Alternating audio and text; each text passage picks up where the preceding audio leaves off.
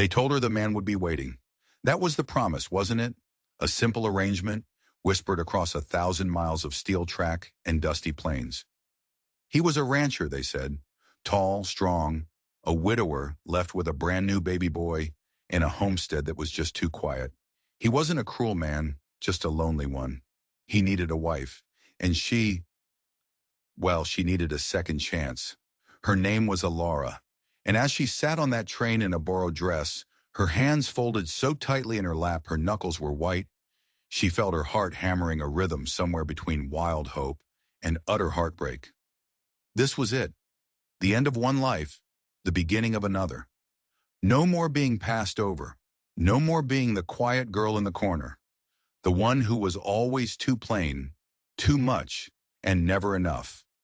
But when the rickety buckboard wagon finally dropped her off at dusk, at the edge of a broken fence line under a vast and unforgiving Wyoming sky, there was no rancher waiting.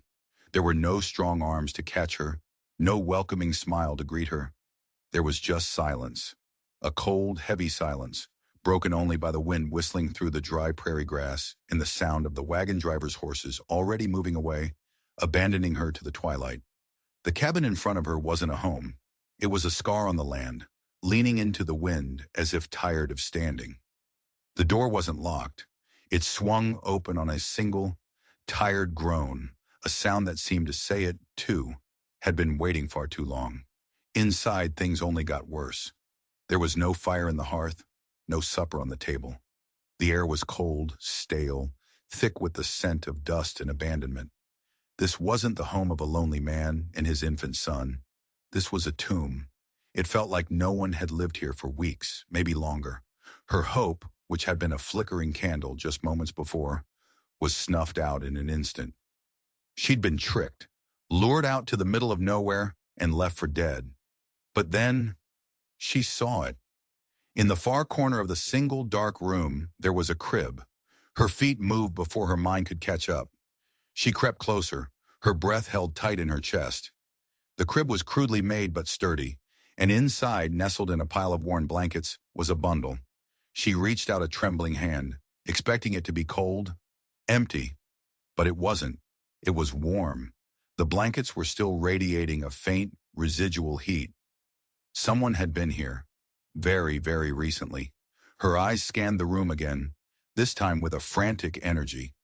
A half-empty bottle of milk sat on a small crate next to the crib, a tiny, well-loved stuffed rabbit resting beside it. And on the floor, half-kicked under the crib, as if in a great hurry, was a single piece of paper. It was smudged, the writing hurried, desperate. It was just 2 words. Help me. Alara's blood ran cold. This wasn't the end of a broken promise. This was the start of something far more terrifying. Who wrote the note? Where was the baby that should have been in that crib? And the father? Where had he gone? Or maybe the better question, the one that made the hair on her arms stand up, was what was he running from? In a world that had always thrown her away, Lara had a choice. She could turn and run, try to flag down the next wagon, the next train, and disappear back into the world that never wanted her.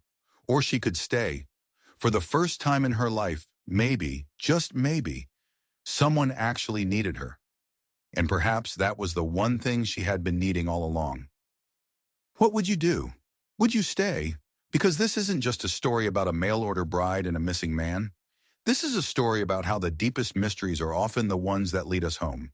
And it all begins right now. Alara didn't run. She took a deep breath, the cold, dusty air filling her lungs, and she stepped fully into the cabin, pulling the creaking door shut behind her. The click of the latch echoed in the silence, a sound of finality, a decision made. She was staying. Her fear was a living thing, a frantic bird beating its wings against her ribs. But her resolve was a stone. She would not be broken by this place. Her first priority was survival. She needed light, and she needed warmth. She found a few kerosene lamps, and thankfully, one of them had a bit of fuel left. With a flick of a match, a warm, golden glow pushed back the encroaching darkness, revealing the true state of the room. It wasn't just abandoned. It was ransacked. Drawers were pulled out, their contents strewn across the floor. A cupboard stood open, empty tins and sacks of flour tossed aside. Someone hadn't just left in a hurry. They had been looking for something, desperately. This wasn't a simple case of a man getting cold feet. This was something violent, something dangerous. She moved to the hearth, her hands shaking slightly as she gathered the few splintered pieces of wood left in a nearby box. She laid a fire, her movements practiced and sure, one of the few skills her hard life had given her. As the first flames licked up the kindling, casting dancing shadows on the walls, she felt a small measure of control return. She was not helpless. With the fire crackling, she turned her attention back to the crib. She ran her hand over the warm indentation in the blankets where the baby had been. The scent was stronger now, not just of milk, but something else, something floral and medicinal. Lavender, maybe, and something else, something earthy and sharp. It was a strange combination, and it tugged at a distant memory she couldn't quite place. She picked up the swaddling blanket, bringing it to her nose. The scent was definitely there. It was intentional. As she examined the small blanket, her fingers brushed against something stiff tucked into a fold of the fabric. It wasn't the note she'd found on the floor. It was something else. Carefully, she unfolded the corner and found a small dried flower pressed and sewn into the hem, a sprig of wild sage, and next to it, a single, tiny, almost invisible stitch of bright red thread. It was so out of place on the plain wool blanket that it couldn't be an accident. It was a mark, a sign. But what did it mean? The note on the floor read, "Help me." But this felt different. This felt like a clue. Driven by a new sense of urgency, she began to search the cabin, not for supplies, but for answers. She looked for anything else that was out of place. The ransackers had been clumsy, tossing things everywhere. But maybe they had missed something. She ran her hands along the rough-hewn wooden walls, tapping, listening. She checked under the single cot, behind the empty cupboards. Nothing. Her foot scuffed against a loose floorboard near the hearth. The sound was different. Hollow. Her heart leaped. She knelt, her fingers prying at the edge of the plank. It was stuck fast. She grabbed a rusted poker from the fireplace and used it as a lever. With a groan of protesting wood, the board lifted. Beneath it was a small, dark space, and inside that space was a tin box. It wasn't a strong box, just a simple biscuit tin, rusted at the corners. With trembling hands, she lifted it out. It was heavier than it should have been. She opened the lid. Inside there was no money, no jewels. There was a worn, leather-bound journal, and beneath it, a folded, official-looking document, a land deed. She unfolded the deed first. The paper was crisp, the ink dark. It described a parcel of land far larger than the small, dusty homestead she was standing on. It spoke of acres of timber, access to a river, and mineral rights. This was a valuable piece of property. But the most shocking part was the name written in bold, declarative script at the bottom. The deed belonged to a man named Caleb Vance, not Caleb Walker, the name from the letters. Why would he lie about his name? Why would a man with land this valuable live in a place like this? Before she could even process the question, she opened the journal. The first few pages were simple entries. Notes on the weather, the price of lumber, the birth of a child, a daughter, not a son, another lie. Her name was Lily. But then the tone of the entries shifted. The handwriting grew more frantic, more slanted. October 12th. They know. I saw them on the ridge today. Blackwood's men. They ride like vultures, just waiting. October 14th. Sarah says we should run. Take Lily and disappear. But this land is hers. Her father's before her. We can't let him steal it. October 16th. He offered to buy it again. Laughed when I told him no. Said some things are taken, not bought. He knows about the spring. God help us, he knows. The spring? What spring? Ilara's mind was racing. A hidden spring on a piece of land this large could be more valuable than gold in this dry territory. It could be the reason for everything. The last entry was dated just 3 days ago. The ink was smeared, the words crashing into each other. October 19th. They're coming. I can hear the horses. Sarah has a plan. She's taking Lily to the high meadow. If anything happens to me, the deed is under the hearth. The proof is with it. Don't let him win. Don't let Blackwood. The sentence was cut off. The book was snapped shut so hard a drop of ink had splattered across the page. Ilara slammed the journal shut, her heart pounding a frantic tattoo against her ribs. This was so much worse than she could have ever imagined. She hadn't stumbled into a simple domestic dispute. She had walked into the middle of a war over land, over a secret spring, and over a baby named Lily. And a man named Blackwood was at the center of it all. Just then, a low groan echoed from outside near the back of the cabin. It was the sound of a man in terrible pain. She froze, every muscle in her body screaming at her to hide, to barricade the door and wait for morning. But the sound came again, weaker this time, a desperate plea for help swallowed by the vast, dark prairie. She couldn't ignore it. She couldn't. Taking the kerosene lamp in one hand and the heavy iron poker in the other, she unlatched the back door and stepped out into the biting night wind. The sound had come from behind the small, dilapidated barn. She moved slowly, her feet crunching on the dry earth, the lamplight throwing huge, distorted shadows that seemed to leap and dance around her. "Hello!" she called out, her voice barely a whisper. "Is someone there?" There was no answer, only another pained whimper. She rounded the corner of the barn, holding the lamp high, and that's when she saw him. He was slumped against the base of a lonely cottonwood tree, half conscious, his skin pale and slick with a feverish sweat. His shirt was torn and soaked through with blood, a dark, ugly stain spreading from his shoulder. He was rough-bearded and hollow-eyed, but even in the dim light, she could see he was the man from the faded photograph she'd received. Caleb. But as she rushed to his side, dropping to her knees in the dirt, he blinked his eyes open, trying to focus on her face. A flicker of recognition, or perhaps just delirium, crossed his features. His lips parted, and he spoke, his voice a dry, rattling croak. "Sarah?" he whispered, his eyes pleading. "You came back. Did you hide her? Is Lily safe?" He didn't know who she was. He thought she was his wife, and he wasn't asking if his daughter had been taken. He was asking if she had been hidden. The whole story she had pieced together in her mind was wrong, or at least incomplete. He had no idea what had happened. He had been attacked, shot, and left for dead, believing his wife and child were safely on their way to a hiding place. Ilara stared at the wounded man, the truth hitting her like a physical blow. The note on the cabin floor. "Help me." It wasn't written by Sarah. It must have been written by him. After he was shot, he must have dragged himself back to the cabin, hoping to leave a message for anyone who might find him, before collapsing out here. He was the one who needed help, and his wife, Sarah, the woman who was supposed to be hiding their daughter, she was still out there somewhere, and so was the baby. "I'm not Sarah," Ilara said softly, pressing a piece of her cloak to the bleeding wound on his shoulder. He winced, his eyes fluttering shut. "My name is Ilara.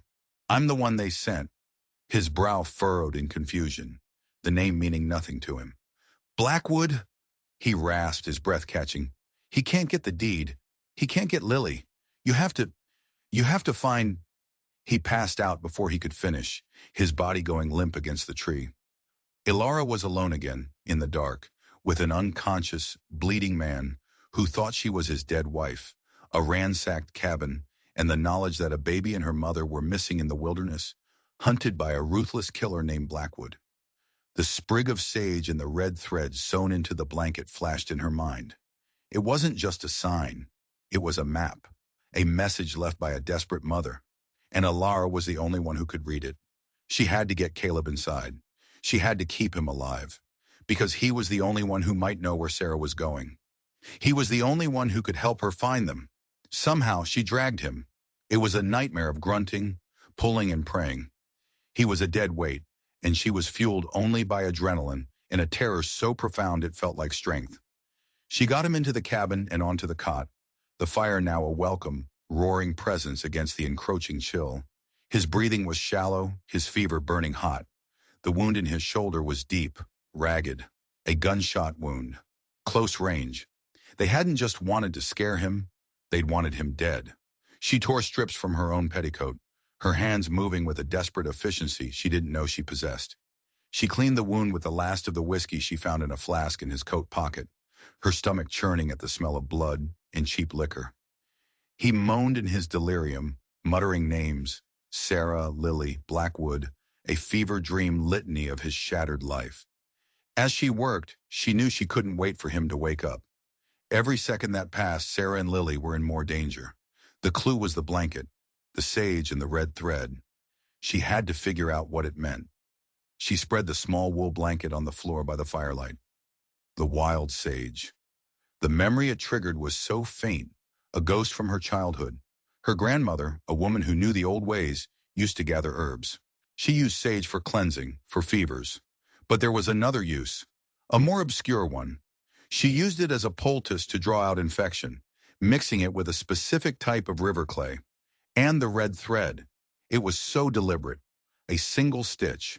In the language of symbols her grandmother had taught her, red wasn't just a color.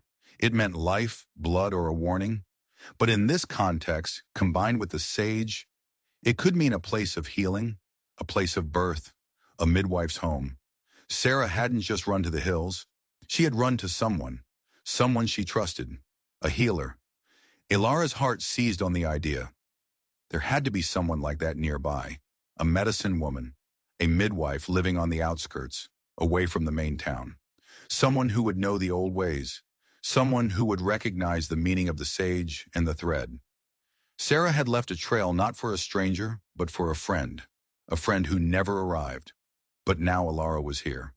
Leaving Caleb drifting in and out of consciousness by the fire, she made a choice that felt both insane and perfectly logical. She had to go. Now. She took the land deed and the journal, tucking them deep inside her dress. They were the cause of all this, and she wouldn't leave them for Blackwood's men to find. She took the small blanket, a canteen of water, and the last of the bread she had. She stepped out into the pre-dawn chill, the sky just beginning to turn from inky black to a bruised purple. She had no horse, no map, only a gut feeling, and a desperate mother's cryptic clue. She looked for the highest ground, the direction Sarah's frantic journal entry had mentioned, the high meadow. If there was a healer, they would likely live near a source of fresh water and herbs, away from the prying eyes of the settlement. She started walking. The landscape was brutal, unforgiving. Every rustle in the grass sounded like footsteps. Every shadow looked like a man on horseback. She was a city woman, used to cobblestones and crowds. Out here, the emptiness was a presence, a weight that pressed down on her. But she kept the image of the empty crib in her mind. She thought of the baby, Lily, and she walked on. After what felt like an eternity, as the sun began to climb into the sky, she saw it. A thin curl of smoke rising from a small, hidden valley nestled between two rocky mesas. It was too far from the main road to be a traveler's camp. It was deliberate, hidden. She scrambled down the rocky slope, her hands raw, her dress torn. As she got closer, she saw a small hut made of sod and river stones, so perfectly blended into the landscape it was almost invisible. A garden of herbs grew in carefully tended plots beside it, and a gentle stream trickled nearby. This was the place. It had to be. An old woman stood outside, grinding herbs with a stone pestle. Her face was a beautiful road map of wrinkles, her hair a long, silver braid. She looked up as Ilara approached, her eyes dark and intelligent, missing nothing. She showed no surprise, no fear. She simply watched her come. "I'm looking for someone," Ilara said, her voice hoarse, out of breath. "A woman and her baby. Her name is Sarah." The old woman didn't answer. Her gaze dropped to the woolen blanket Ilara was clutching in her hand. The woman's eyes narrowed slightly, focusing on the corner with the red thread. A flicker of something, recognition, sadness, passed over her features. "You are not the one she was expecting," the woman said, her voice low and raspy, like stones rolling in a riverbed. "No," Ilara admitted, "I'm not. But I'm the one who came. Is she here? Are they safe?" The old woman, whose name Ilara would learn was Mara, sighed a deep, weary sigh that seemed to carry the weight of the entire prairie. She turned and gestured for Ilara to follow her inside the hut. The inside was warm and smelled of dried herbs and wood smoke. It was a single room, clean and sparse. And in the corner, in a basket lined with soft furs, a baby was sleeping. Lily. Ilara gasped, relief washing over her so intensely her knees felt weak. The baby was safe. She was here. She was alive. Where is her mother? Ilara asked, turning to Mara, a terrible premonition beginning to dawn. Where is Sarah? Mara's dark eyes filled with a profound sorrow. She walked over to a small wooden chest and lifted the lid. She reached inside and pulled out a shawl, a beautiful thing woven with the colors of the sunset. It was stained with a dark, ugly patch near the bottom, a blood stain. Sarah brought the child to me 2 nights ago, Mara said softly, her voice thick with grief. She was frantic, said Blackwood's men were right behind her. She told me to take the baby, to keep her safe no matter what. She made me promise. And Sarah, Ilara whispered, already knowing the answer. What happened to her? She led them away, Mara said, her voice breaking. She ran, drawing them away from this valley, away from her daughter. They caught her by the river. I heard the shot. The truth was a shard of ice in Ilara's heart. Sarah was dead. She had sacrificed herself to save her child. And Caleb, lying delirious in the cabin, had no idea. He was waiting for a wife who was never coming home. And the most chilling realization of all settled over Ilara. If Sarah didn't write the note, and Caleb wrote it after he was shot, then Sarah had never intended for anyone to go back to that cabin. She had intended for her trusted friend, the one she sent the blanket clue to come here, to this hidden valley, and disappear with her child forever. The plan had gone wrong from the very beginning. Blackwood thinks the baby is his key to the land, Ilara said, the pieces clicking into place. The deed is in Lily's name now. He won't kill her. He needs to control her. Mara nodded grimly. He will not stop until he finds her. He has men scouring every inch of this territory. Just then, the baby began to stir, making small, soft mewling sounds. Ilara moved closer, her heart aching. Lily had her mother's dark hair and a small, perfect mouth. She was the reason for all of this, the center of the storm. What do we do? Ilara asked, looking at the old woman. We can't stay here. He'll find this place eventually. No, Mara agreed, her expression hardening.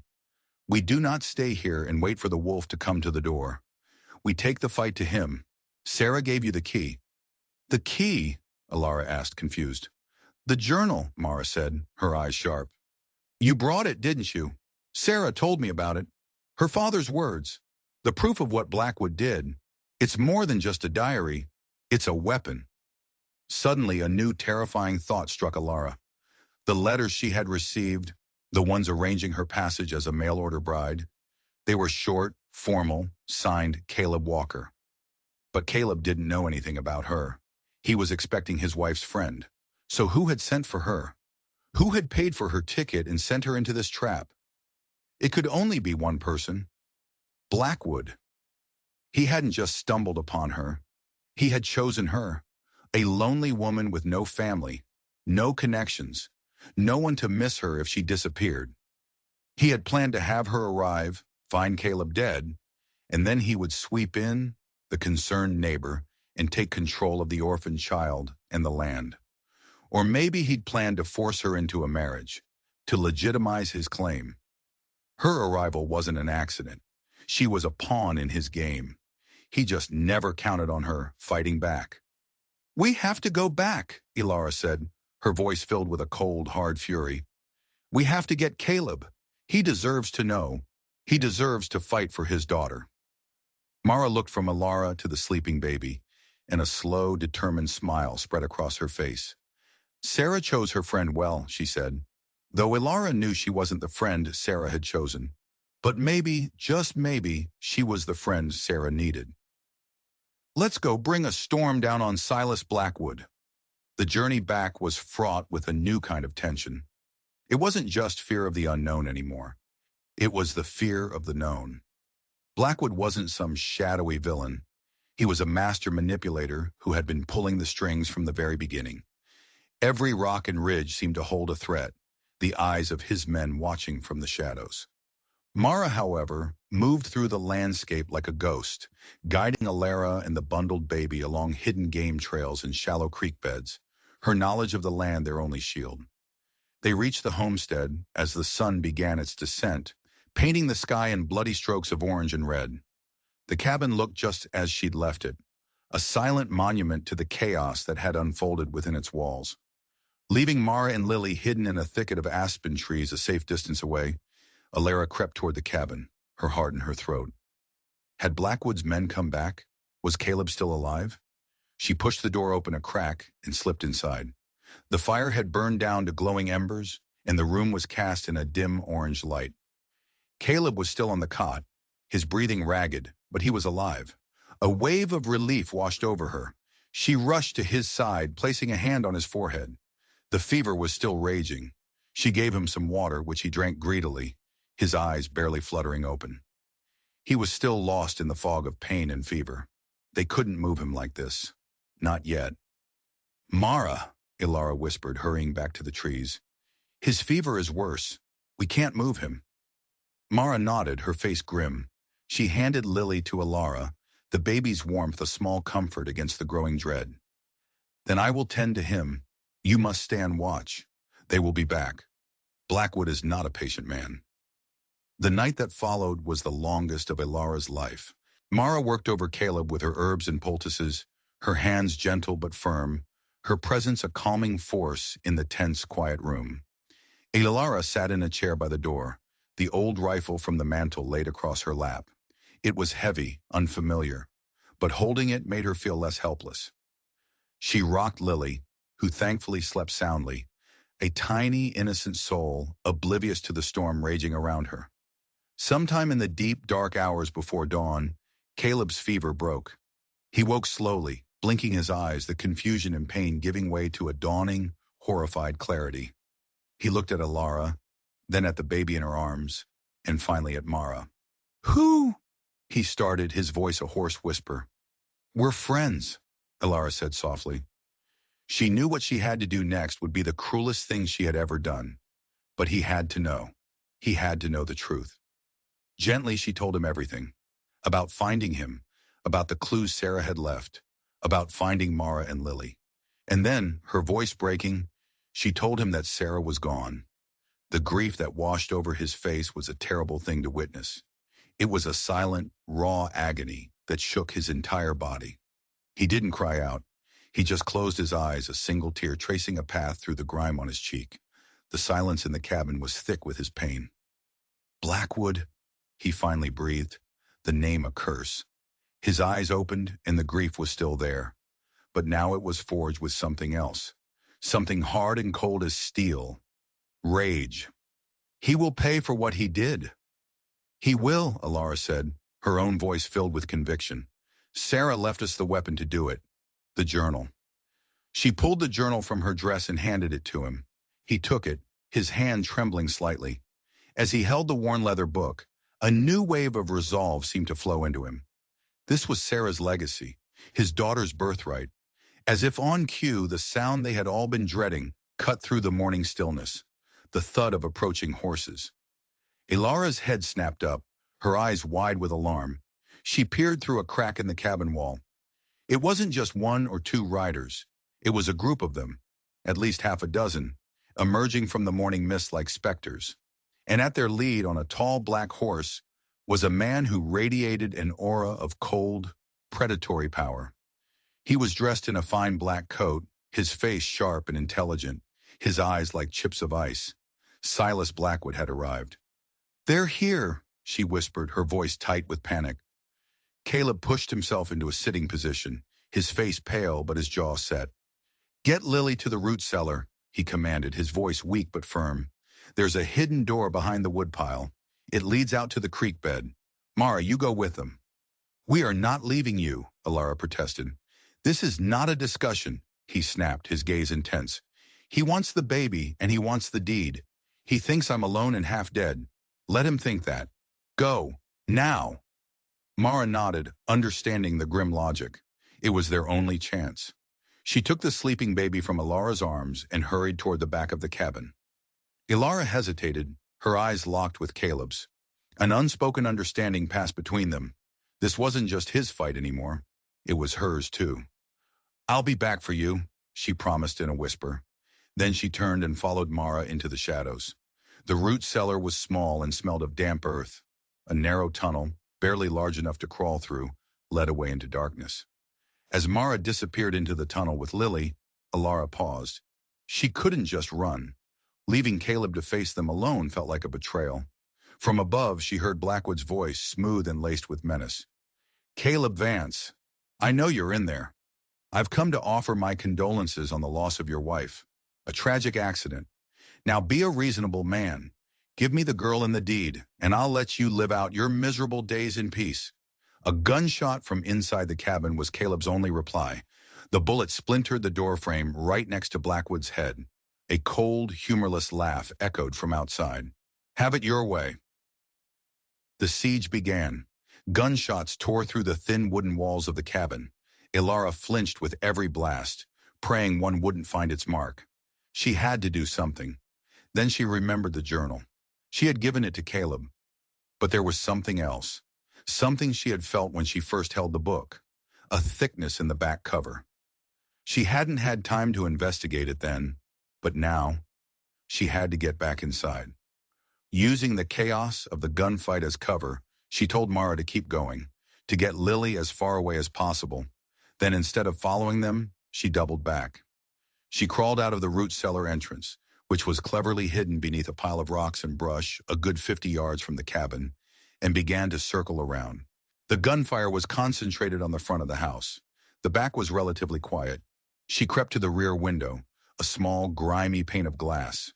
Peering inside, she saw Caleb, his back against the wall, reloading his pistol with one hand, his face a mask of grim determination. He was bleeding again from his shoulder. He wouldn't last long.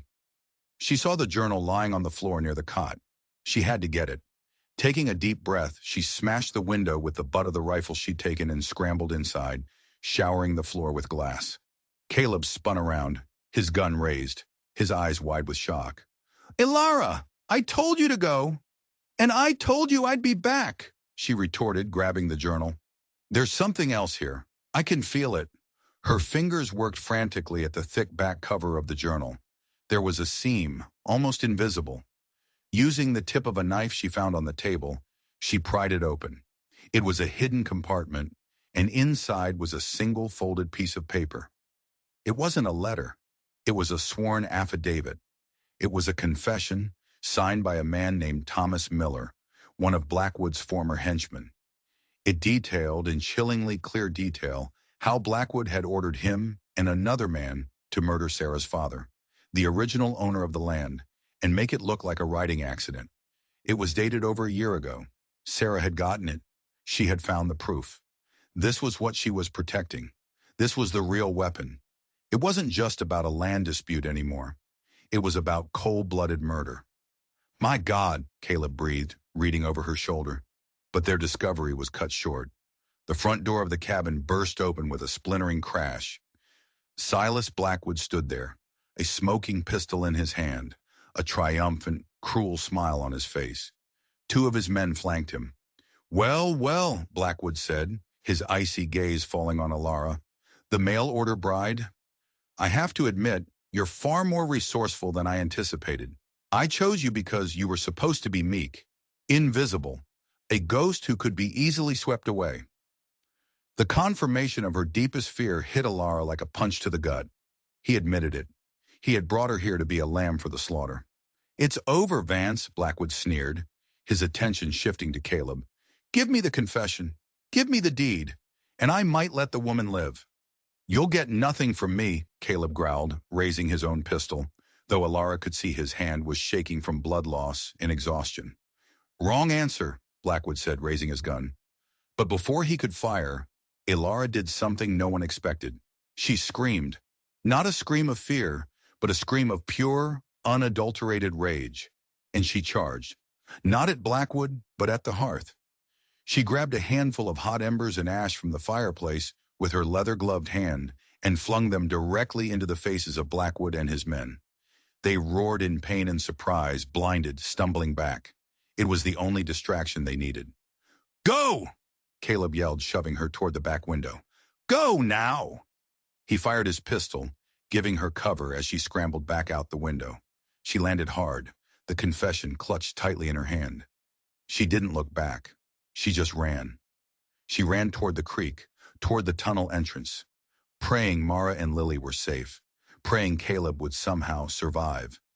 She could hear shouting and gunfire behind her, but she didn't stop. She plunged into the darkness of the tunnel, her lungs burning, tears of rage and fear streaming down her face. She had the proof. She had the one thing that could bring Silas Blackwood down for good. But she was alone, hunted, and running out of time. Blackwood wouldn't just let her go. He would hunt her to the ends of the earth. The fight wasn't over. It had just entered a new, more deadly phase. The tunnel was a suffocating, earthy darkness. Alara crawled on her hands and knees, the precious confession tucked safely inside her dress, her only thought to put as much distance as possible between herself and the cabin. Every scrape of stone, every trickle of water sounded like the footsteps of Blackwood's men. She finally emerged, gasping, into a secluded ravine carved by the creek, hidden from the main valley by a thick stand of willows. Mara was there, waiting, Lily sleeping peacefully in a makeshift sling on her chest.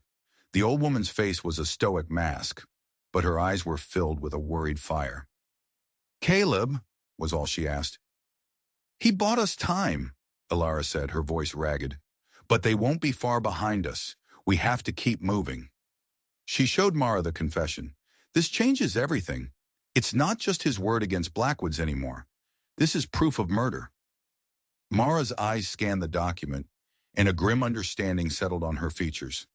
"This paper is worthless if we're dead. The nearest town with a real lawman, not one in Blackwood's pocket, is Dust Hollow. It's 2 days' walk from here, if we're lucky." 2 days. It might as well have been a lifetime. "We won't make it on foot," Alara stated, the reality of their situation crashing down. "Not with them on horseback." "Then we don't travel on foot," Mara said, a cunning glint in her eye. She pointed up toward the rocky mesas that flanked the valley. The old paths, the ones the prospectors cut years ago.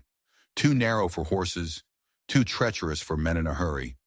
It will be hard, but it will keep us hidden. Their journey became a grueling test of endurance. They climbed narrow, crumbling ledges, the valley floor a dizzying drop below. They waded through ice-cold mountain streams to hide their tracks. Mara seemed to draw strength from the land itself, her knowledge of edible plants and hidden springs keeping them alive. Alara, driven by a protective instinct she never knew she had, carried Lily for long stretches, the baby's small weight a constant, precious reminder of what was at stake. During a brief rest in a shallow cave, Alara finally allowed herself to think about Caleb. Was he alive? Had he been captured? The thought of him in Blackwood's hands was a torment. She had left him. She had run. But she knew, with a certainty that settled deep in her bones, that it was what he wanted. He had sacrificed himself for his daughter, just as Sarah had. "He is strong," Mara said, as if reading her thoughts. "Like the mountain oak. He bends, but he does not break easily." On the evening of the second day, they saw the faint lights of Dust Hollow twinkling in the distance. They had made it, exhausted, starving, but alive. But their relief was short-lived. As they carefully made their way down the last of the slopes, they heard the telltale sound of a posse. Lanterns bobbed in the darkness below, fanning out from the town. They weren't just searching the prairie anymore. They were searching the hills. Blackwood knew where they were going. He was cutting them off. "They've blocked the way to town," Alara whispered in despair. "Most of the ways," Mara corrected her. She pointed to a dark, ominous shape on the edge of the settlement. "An abandoned mine. There is another path. The town was built on silver. The old tunnels run for miles beneath it. They say some of them come up right in the center of town." It was a desperate gamble. The mine was notoriously unstable, a place of local ghost stories and whispered warnings. But it was their only chance. Under the cover of darkness, they slipped past the search parties and found the entrance to the mine, a gaping maw in the side of the hill. The air that billowed out was cold and smelled of damp rock and decay. Taking a deep breath, they plunged into the darkness, leaving the world of starlight and open skies behind. Inside, it was a labyrinth. Tunnels branched off in every direction. The beams from their single precious lantern barely pierced the oppressive blackness. Water dripped from the ceiling, echoing like footsteps in the distance. More than once they heard the groan of shifting earth, and dust rained down from the timbers above. After what felt like hours of walking, they came to a fork in the tunnel. One path sloped gently downward, the other climbed steeply. "Which way?" Alara asked, her voice hushed. Mara closed her eyes, holding a hand up as if feeling the air. "This way," she said, pointing up. "I feel fresher air. It leads to the surface." They began the climb. The tunnel grew narrower, tighter. Suddenly the ground beneath them rumbled. A deep, groaning sound echoed from the depths of the mine, and the tunnel began to shake violently. "Cave in!" Mara yelled. They scrambled forward, rocks and dirt raining down behind them. The tunnel ahead was blocked by a massive rockfall. They were trapped. The air instantly became thick with dust, and Alara could hear the terrifying sound of the tunnel behind them, collapsing completely. They were buried alive. Panic seized Alara, cold and suffocating. Lily began to cry, her small wails echoing in the confined space. This was it. This was the end. They had come so far only to die in a forgotten hole in the ground. "No," Mara said, her voice calm and steady in the darkness, cutting through Alara's fear. "Not the end. Listen." Alara forced herself to be still, to listen past the pounding of her own heart, and then she heard it, faintly from the other side of the rockfall, tapping. Someone was on the other side. Someone was trying to get to them. "Hello!" Alara screamed, her voice raw. "Help us! We're trapped!" The tapping stopped. Then a voice called out, muffled by tons of rock, but unmistakable. "Alara, is that you?" It was Caleb. He was alive. Hope, fierce and blinding, surged through Alara. "Caleb! We're here. We're alive." "Stand back from the rocks," he shouted. "I'm getting you out." They heard scraping, the sound of wood being used as levers, the grunting of immense effort. Caleb wasn't alone. Other voices joined his. Slowly, painstakingly, rocks began to shift. A small crack of light appeared, then grew wider. Finally, an opening large enough to crawl through was cleared. A hand reached through the darkness. Alara grabbed it, and she was pulled through into the flickering light of several lanterns. Caleb stood there, his arm in a sling, his face bruised and gaunt, but his eyes blazing with life. He wasn't alone. Behind him stood a handful of grim-faced men, miners by the look of them, holding pickaxes and shovels. And next to them stood the town's young deputy, a shotgun held firmly in his hands. Alara flew into Caleb's good arm, holding on as if she'd never let go. He held her just as tightly. He pulled back, his eyes searching her face, then dropping to the baby in Mara's arms. A look of profound, heart-wrenching relief washed over him. "How did you find us?" Alara asked, breathless. "How did you escape?" "I didn't escape. They captured me," he explained quickly. "Blackwood dragged me to town to see the sheriff, the one he owns. He was going to have me hanged for Sarah's murder, but he underestimated the people of this town. They knew Sarah. They knew her father. They never trusted Blackwood." The young deputy, whose name was Miller, no relation to the man in the confession, stepped forward. "When Blackwood rode in claiming Caleb was a murderer and that a woman and a baby were lost in the hills, some of us got suspicious. We'd seen Blackwood's men riding hard. It didn't feel right. We kept an eye on him. When I heard you were headed for the hills, I knew you'd use the old paths," Caleb continued, "and I knew Blackwood would try to cut you off. The only other way into town was the mine. I told Deputy Miller my story. I told him about the journal. He believed me. He got me out of that jail cell, and we gathered men we could trust. We were on our way in to find you when we felt the cave-in," the deputy finished. "We were lucky to be so close." Ilara's mind was spinning. The whole town had been a powder keg, just waiting for a spark. And she, Caleb, and the confession were that spark. Just then, they heard shouting from the mine entrance. Blackwood and his men had discovered their escape route. "There's no time," the deputy said, his face hard. "We end this now. Give me the confession, ma'am. It's time the law in this town started acting like the law." Alara handed him the folded paper. He read it quickly, his eyes widening, a grim line setting his mouth. He looked at the miners. Silas Blackwood is wanted for the murder of Jonathan Pike and for the murder of Sarah Vance. Are you with me? A low, rumbling assent came from the miners. This wasn't just about justice for Caleb and Sarah anymore. This was about taking their town back. They didn't run. They didn't hide. They walked out of that mine entrance and into the cool night air, a small, determined army marching toward the center of town. Blackwood was there, in the middle of the main street, surrounded by his hired guns. He saw them coming, and a look of disbelief, followed by pure fury, crossed his face. He saw Caleb, alive. He saw Ilara and the baby, and he saw the deputy and the miners standing with them. He saw his power crumbling before his very eyes. "Miller!" Blackwood roared at the deputy. "Arrest this man! He's a killer!" "The only killer I see here is you, Silas," the deputy said, his voice ringing out in the night. He held up the confession. "I have a sworn statement detailing how you had Jonathan Pike murdered. It's over." For a moment, there was a dead silence. Blackwood's men looked at him, then at the armed miners, then at the cold fury in the deputy's eyes. Their loyalty, bought with money, was a fickle thing. They began to back away, melting into the shadows. Blackwood was alone, his face contorted into a mask of pure hatred. He raised his pistol, aiming it not at the deputy, not at Caleb, but at Ilara and the baby in her arms. But he never fired the shot. A single deafening blast echoed through the street. Blackwood staggered, a look of shocked surprise on his face before collapsing into the dust. Caleb stood there, his own pistol still smoking, in his one good hand. Justice, swift and final, had been served.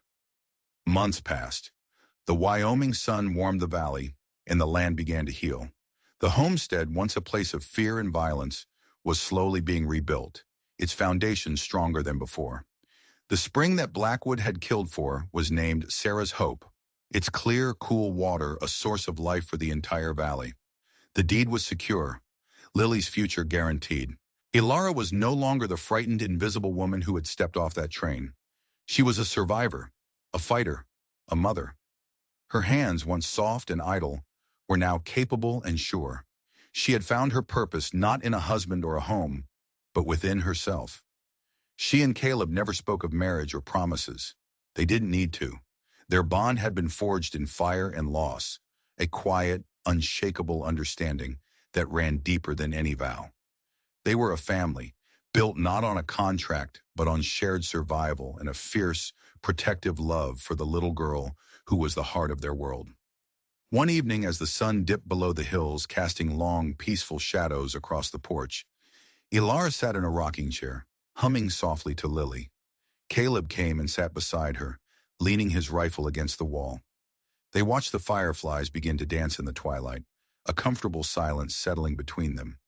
"She called me Mama today," Ilara said, her voice soft with wonder.